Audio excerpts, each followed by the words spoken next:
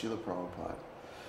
Namo Om Vishnu Padaya Krishna Prishtaya Bhutale Srimati Bhaktivedanta Swami Tinamane Namaste Saraswati Devi Gauravani Pacharni Nirvishesha Shunyavadi Paschatya Deshatardani.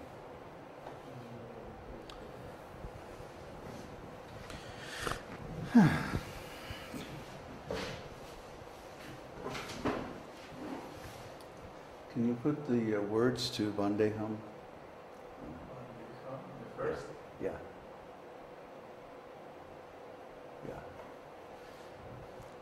This prayer is a very beautiful homage to our spiritual masters. And Vandeham means I worship. Vandeham. Come to the center a bit, a little more.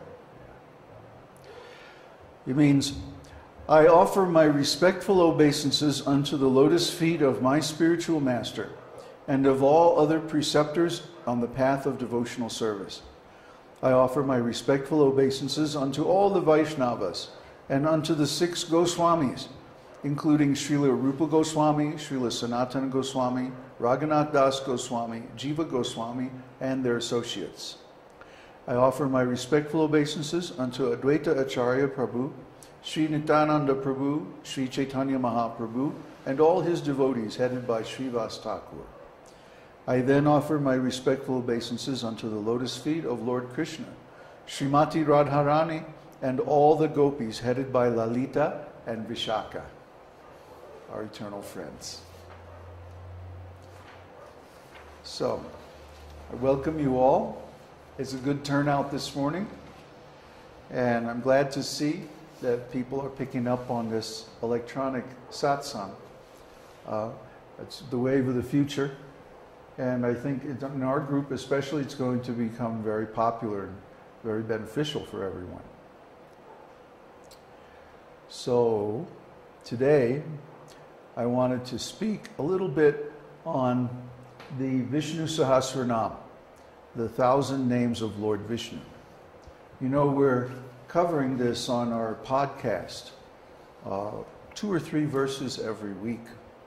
So I like to speak on those on the Sunday satsang so that we can all get a good idea of the meaning of these profound verses and how we can apply it, this understanding in our lives. So this week, the texts were 7 and 8. So text 7 from the Prologue of Śrī Viṣṇusahasranāma. Brahmanyam sarvadharmagyam lokanam kirtivardhanam lokanatham mahadbhutam sarvabhuta bhavodbhavam. Lord Vishnu is the protector and well-wisher of the Brahmanas, aware of all principles of religion, the Lord who expands the glory of his devotees, the supreme monarch of all planetary systems, the embodiment of all opulence, and the original father of Brahma, Shiva, and all living entities. So, why does Bhishma start his Viṣṇusahasranāma with a prologue? Why doesn't he just go right into it and start reciting the 1,000 names? And the answer is, he knew, because he was aware of past, present, and future. Trikalagnya means he's able to see into the future. That's why he recited the 1,000 names in the first place. He knew that in Kali Yuga, the only means of attaining God consciousness would be through chanting the holy name of the Lord, or Nam Sankirtan. This process is very easy. Anybody can do it. Even a child can do it. Even a dog can do it. I've seen, there was one dog at New Vrindavan. His name was Hare Rama. Because if you gave him a treat and then you petted him in a certain way, he would like put his head between his legs and go, Hare Rama.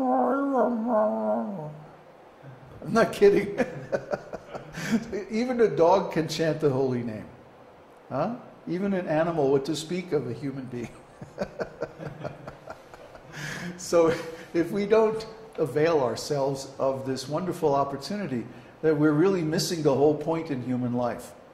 It's not enough to have philosophical knowledge or even detachment from the senses, or practice yogic meditation or any of the rituals given in the Vedas for spiritual advancement, auspiciousness and so on.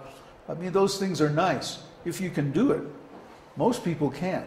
They don't have the facility, they don't have the knowledge, they don't have the wealth required for Vedic sacrifices, which require a lot of paraphernalia made of gold and so on. They don't have the access to a qualified brahmana who can chant the mantras correctly and so on to get the proper result. So many of these processes that were perfectly useful in earlier times, when the earth was more pure, when people were more pious, and when there was more knowledge available, aren't valid now. They don't work now. Only the chanting of the holy name is able to actually deliver the result of religious practices, which is God consciousness, especially love of Godhead.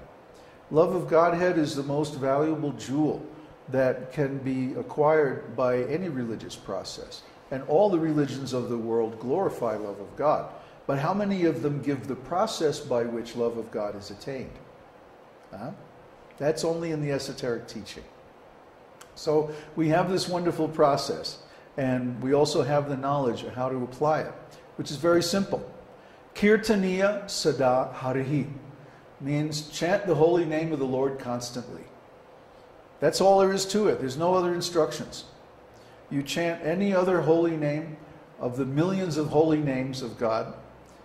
You chant any one that you like. We like Krishna because Krishna is the original personality of Godhead, and he includes all the other incarnations within himself. So if you chant Krishna's name, you automatically worship all the different personalities of Godhead simultaneously, and you get all the benefits at the same time. It's very easy, simply by chanting the Maha Mantra. So then, why does Bhishma give a different mantra? Why does he give the 1,000 names of Vishnu? Well, the answer is, we're often not ready for pure spiritual life. The Hare Krishna Maha Mantra especially is very pure. It doesn't give any material benefits, only spiritual benefits. And this is very wonderful. But what if we have material problems? What if we have issues that we have to handle in the material world? What if, for example, we have a family and we need some income? We need some facility for our wife and children. Or what if we have other responsibilities that we have to fulfill? Or what if we're in trouble? What if we're sick? What if something is going on in our lives that we can't solve by ourselves? But we don't want to take shelter of some material process, some material remedy for our problems, because that will just entangle us more and more in material life. So what do? Well, that's where Viṣṇusahasranāma comes in. Viṣṇusahasranāma is especially designed for people who are practicing karma mishra bhakti, that is, devotional service mixed with fruitive material activities. And if you have especially some material problem to solve, Viṣṇusahasranāma is very valuable. When I got malaria in India and had a heart attack in a remote village, what saved me? And not the doctors, there weren't any doctors. Viṣṇusahasranāma. And then so many other difficulties in life that have been minimized by chanting this Viṣṇusahasranāma over a period of about 20 years or so. So I think I'm in a good position to endorse this chanting or recommend this chanting as being very materially beneficial for those who are on the spiritual path.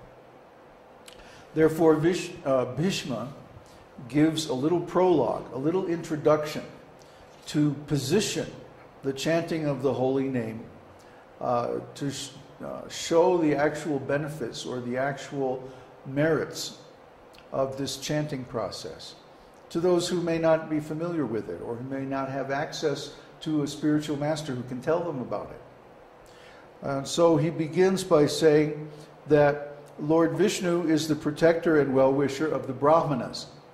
The Brahmanas are those who know Brahman, or spirit.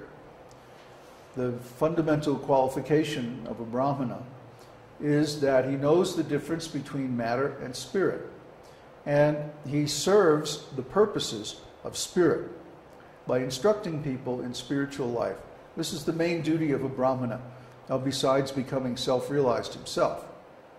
So Brahmanas are very rare. Less than 1% of the population is even fit to be a Brahmana, either by intelligence or by karma.